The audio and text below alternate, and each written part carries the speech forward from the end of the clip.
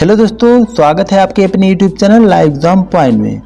दोस्तों आज हम बात करने वाले हैं कि जो हाई स्कूल की परीक्षाएं शुरू होने वाली है, जैसा कि सभी को पता है, उसमें 2022 की अपेक्षा कुछ बदलाव कर दिए गए हैं। चलिए आपको बताते हैं कि उनमें कौन से बदलाव किए गए हैं। दोस्तों जैसा कि आप लोग देख रहे हैं, ये मॉडल प्रश्न पत्र है सत्र 2022-23, ठीक, कक्षा 10 हिंदी। दोस्तों आप लोग देख पा रहे होंगे, यहाँ पर सर्वप्रथम आप पढ़ रहे होंगे, यहाँ पर सर्वप्रथम क्या लिखा, प्रारंभ के 15 मिनट परीक्षार्थियों को परस्पर पढ़ने के लिए निर्धारित है। इसको आपको पढ़ना है सबसे पहले। इसके बाद परस्पर दो खंड आ तथा बा में विभाजित है। तीसरा जो है, प्रश्न पत्र के खंड आ में बहुविकल्पीय प्रश्न जिनमें सही विकल्प का चयन करके OMR यानी कि आपको OMR सीट मिलेगी। सीट पर नीले अथवा काले बाल पॉइंट से सही विकल्प वाले गोले को पूर्ण रूप से काला करें। आपको एक OMR सीट मिलेगी। आपको वहां पर बाल पेन ले जाना है, आपको उसको ब्लू करना है यानी भरना है आपको, ठीक। इसके बाद दोस्तों आप लोग खंड आ में बहुविकल्पीय प्रश्न हेतु प्रत्येक प्रश्न के लिए 1 अंक निर्धारित है, ठीक। इसके बाद दोस्तों पांचवा देख रहे हो, OMR सीट पर उत्तर अंकित किए जाने के पश्चात उसे काटे नहीं, इरेजर मत करें, व्हाइटर आदि का प्रयोग नहीं करना है। आपको जैसे जो गलत हो जाता है तो गलत रहने दीजिए। आपको ऐसा नहीं कि आप उसको गलत काट के फिर दूसरा सही करना है, ऐसा नहीं करना है। इस बात को आप ध्यान देना, नहीं तो आपका नंबर कटेगा बेसिकली, ठीक। इसके बाद प्रत्येक प्रश्न के सम्मुख उनके निर्धारित अंक दिए गए हैं, ठीक। इसके बाद दोस्तों देख रहे होंगे बहुविकल्पीय प्रश्न। यहाँ पर क्या होता था पहले दोस्तों, यहाँ पर आपका जो है, आप लोग देख रहे हैं पूर्णांक है ये 20 में, यानी कि ये पूरा जो है आपका 20 नंबर का है। ये सिर्फ बहुविकल्पीय प्रश्न आप लोग देख रहे होंगे, प्रत्येक प्रश्न जो है 1 नंबर का। यहाँ पर प्रश्न 1, प्रश्न 2, प्रश्न 3, प्रश्न 4, प्रश्न 5, प्रश्न 6, प्रश्न 7, प्रश्न 8, प्रश्न यहाँ पर सीरियल वाइज में दिया है प्रश्न 20, यानी कि 20 नंबर का प्रत्येक प्रश्न आपके होंगे ये 1 नंबर का ऑब्जेक्टिव यानी कि बहुविकल्पीय प्रश्न, ठीक। इसके बाद दोस्तों वर्णनात्मक प्रश्न खंड बा, वो खंड आ था कि ये खंड बा जो आपका है ये 50 अंक का पूर्णांक 50 नंबर का है, ठीक। पहला को दोस्तों आप लोग देख, निर्धारित गद्यांश पर आधारित 3 प्रश्नों का उत्तर दीजिए। इसको आपको जो यहाँ पर इसी में से आपको ढूंढ के लिखना है। यहाँ पर आपको 3 प्रश्न का उत्तर देना है। इसके बाद आपका है ये 3 गुणे 2 यानी कि ये पूरे आपके 6 नंबर के होंगे। पहले दोस्तों 2 गुणे 2 यानी कि 4 नंबर के होते थे, ठीक। इसके बाद दोस्तों ये नीचे आएंगे, प्रश्न नंबर दूसरे में आएंगे आप, दिए गए गद्यांश पर आधारित 3 प्रश्नों का उत्तर दीजिए। यहाँ पर आपको ये दोहा मिलेगा, आपको दोहा अथवा रस मिलेगा, आपको इसका आपको दोहा मिलेगा। इसको आपको संदर्भ सहित व्याख्या करना है, ठीक। ये आपके पूरे हो जाएंगे जो पद से लिया गया है। ये 3 गुणे 2 यानी कि आपके 6 नंबर के हो जाएंगे। पहले लेकिन क्या होता था, ये 2 गुणे 2 यानी कि आपके 4 नंबर के पहले होते थे, ठीक।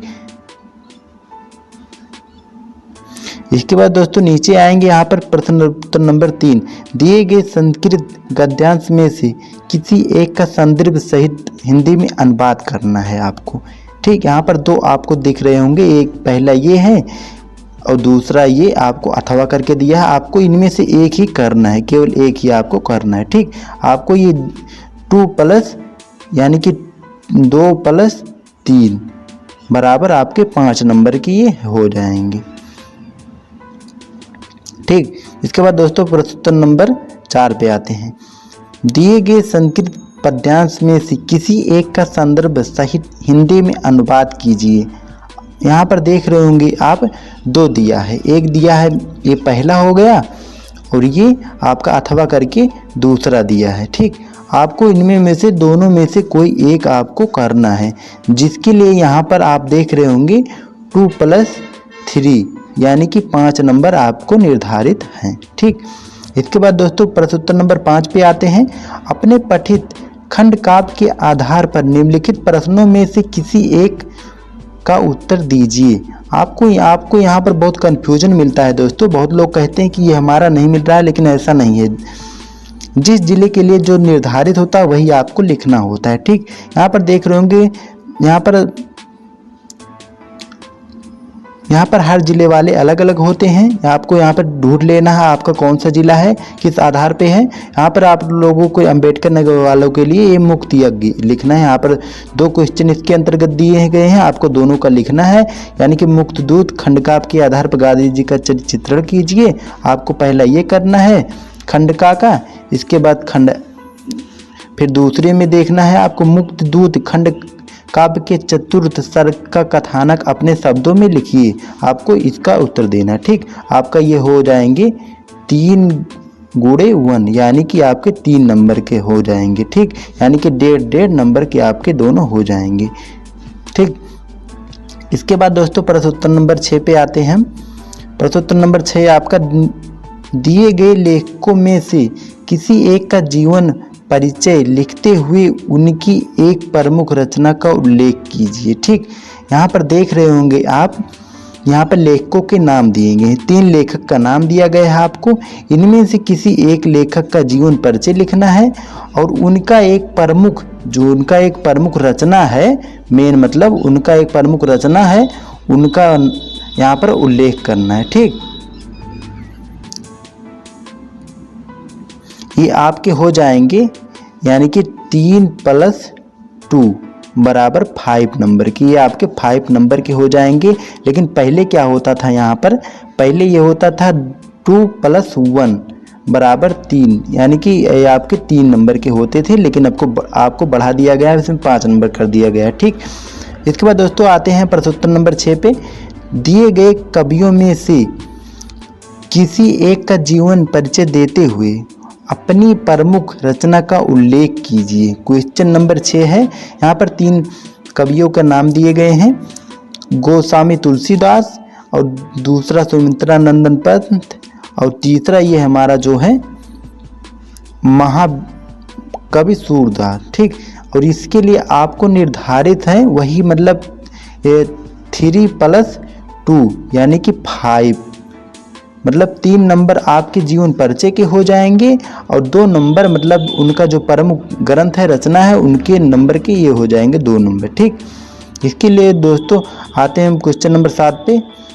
अपनी पाठ्य पुस्तक में से कंठस्थ कोई एक श्लोक लिखिए जो इस प्रश्न पत्र में ना आया हो। मतलब आपको ध्यान देना है, कोई श्लोक लिखना है अपनी पुस्तक में से जो इसमें मतलब वो श्लोक इसमें क्वेश्चन पेपर में कहीं भी ना दिया गया हो, यानी कि इसमें ना आया हो, आपको लिखना है। उसके लिए आप लोग देख रहे होंगे यहाँ पर 2 गुणे 1 यानी कि 2 अंक निर्धारित हैं। ठीक, इसके बाद दोस्तों हम आते हैं प्रश्न उत्तर नंबर 8 पर। निम्नलिखित में से किन्हीं 2 प्रश्नों का उत्तर संस्कृत में दीजिए। यहाँ आप लोग देख रहे होंगे 4 क्वेश्चन यहाँ पर दिया है प्रश्न उत्तर नंबर 8 में। ठीक, इसके बाद इसमें से 2 प्रश्नों का आपको उत्तर देना है, मतलब कि 2 + 2 मतलब प्रत्येक क्वेश्चन 2 नंबर के, यानी कि आपका 4 नंबर हो जाएंगे। ठीक, इसके बाद दोस्तों क्वेश्चन नंबर 9 पे आते हैं। निम्नलिखित में से किसी एक विषय पर निबंध लिखिए।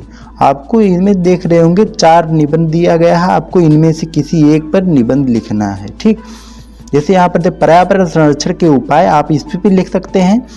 और ये हमारा दूसरा है आतंकवाद कारण एवं निवारण, इस पर आप लिख सकते हैं। और तीसरा है जनसंख्या लाभ और हानि। ठीक, इस पे आप लिख सकते हैं। और ये नारी शक्तिकरण, इस पे आप लिख सकते हैं।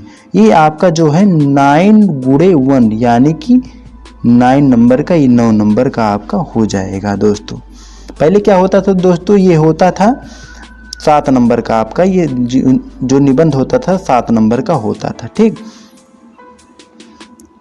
तो दोस्तों अगर वीडियो अच्छा लगे वीडियो को लाइक करें, चैनल को सब्सक्राइब कर ले। फिर मिलते हैं एक नई वीडियो के साथ, तब तक के लिए धन्यवाद।